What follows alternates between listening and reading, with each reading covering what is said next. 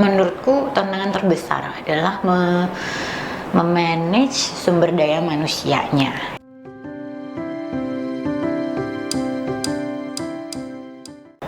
Nama saya Harini Riana, biasa dipanggil dengan Ria. Saya sebagai General Manager dari The Localist Coffee and Bistro, juga sebagai pemerhati literasi anak-anak.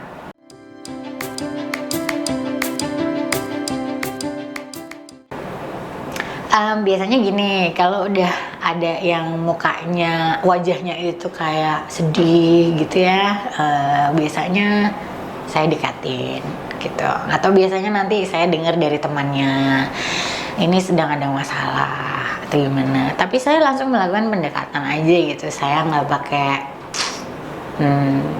cara yang formal. Bagi saya, karena kami sudah bekerja selama beberapa tahun ini, udah deket hubungannya, jadi saya langsung aja bertanya gitu, ada apa, terus silakan cerita sama saya. Dan anak-anak sepertinya tahu kalau saya lumayan open tentang hal-hal seperti ini, dan tentunya itu ada privasinya gitu ya, dan itu tidak akan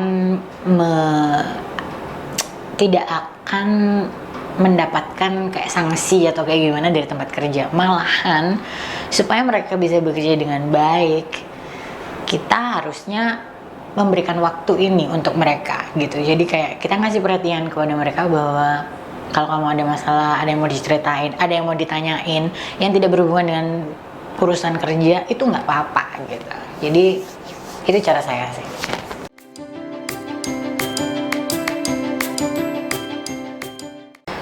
Mudah-mudahan gaya leadership saya itu bersahabat. Nggak tahu lagi ya, nanti harus tanya sama tim saya. Sebisanya mungkin saya itu open ya. Maksud saya adalah saya berbicara apa adanya. Kalau misalnya saya punya sesuatu yang saya tidak suka, saya akan katakan langsung kepada orang tersebut. Pastinya kita juga ada prosedurnya ya, kalau ini ngomongnya ke manajer dulu atau gimana.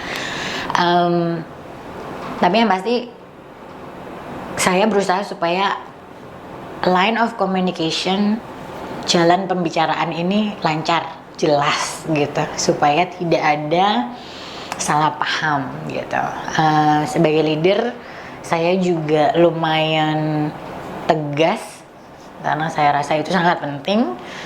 Jadi tim saya tahu dengan jelas harapan saya tuh apa terhadap kafe, misalnya terhadap kebersihan, terus terhadap profesionalisme mereka, itu dengan tegas dan jelas.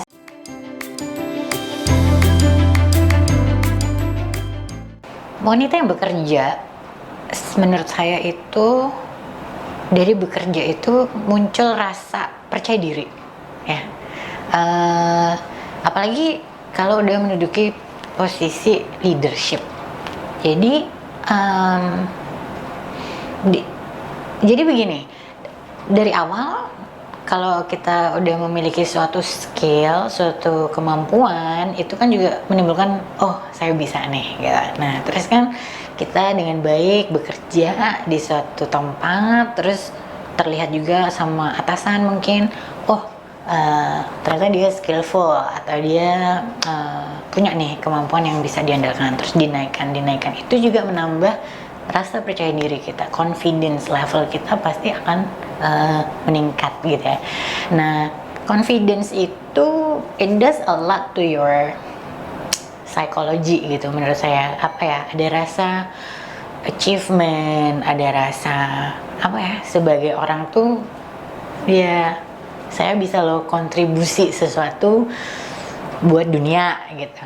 Nah itu menurut saya sangat big deal, itu sangat besar pengaruhnya terhadap perempuan. Ya terhadap siapa saja sih, tapi kalau kita membicarakan perempuan itu lumayan signifikan menurut saya.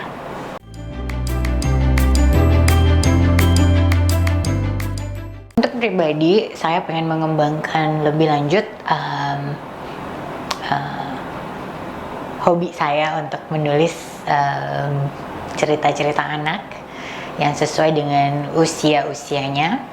Kemudian saya juga kepingin menciptakan kids club di mana ada kegiatan-kegiatan untuk anak dalam satu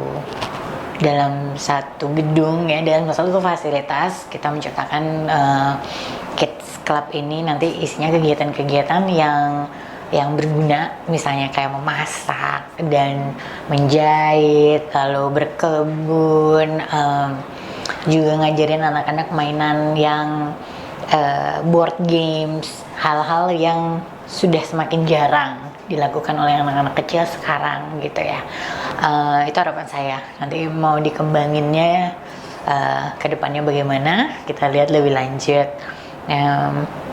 Untuk harapan yang lebih luas, mudah-mudahan anak-anak Indonesia semakin terbiasa untuk membaca, dan juga semoga orang tua tidak bosan-bosannya membacakan buku kepada anak-anak, walaupun mereka sudah bisa membaca sendiri, tetap dibacain juga nggak apa-apa, karena itu juga kedekatan kita dengan anak.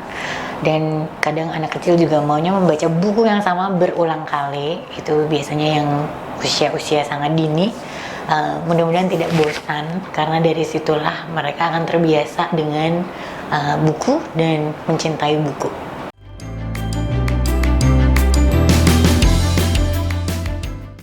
Dalam 5 tahun ke depan, harapan saya mudah-mudahan saya dikenal sebagai orang yang kreatif.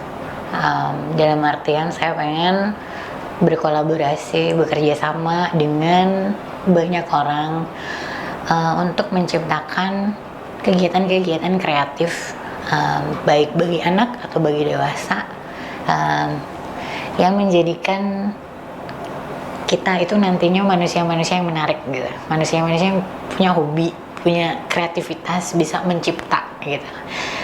Menurut saya itu masih kurang. Jadi kebanyakan kegiatan-kegiatan yang ada itu terlalu terorganisir dan terlalu monoton.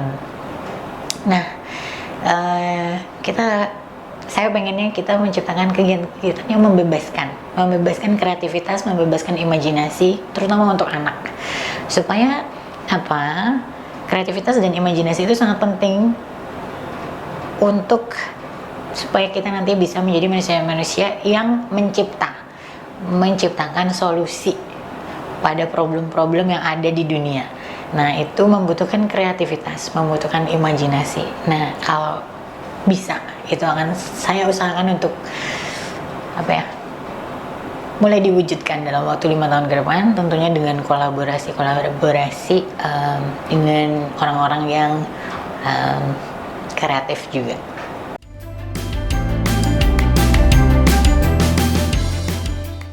Kita itu makhluk yang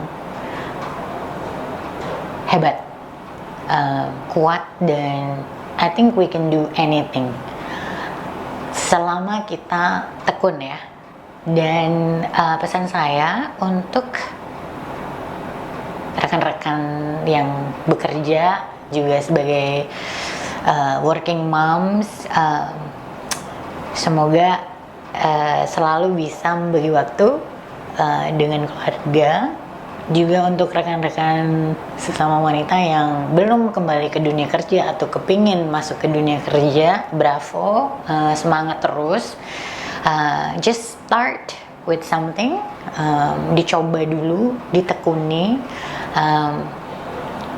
jangan menyerah dengan alasan. Jadi kalau memang kita mau, kita pasti bisa.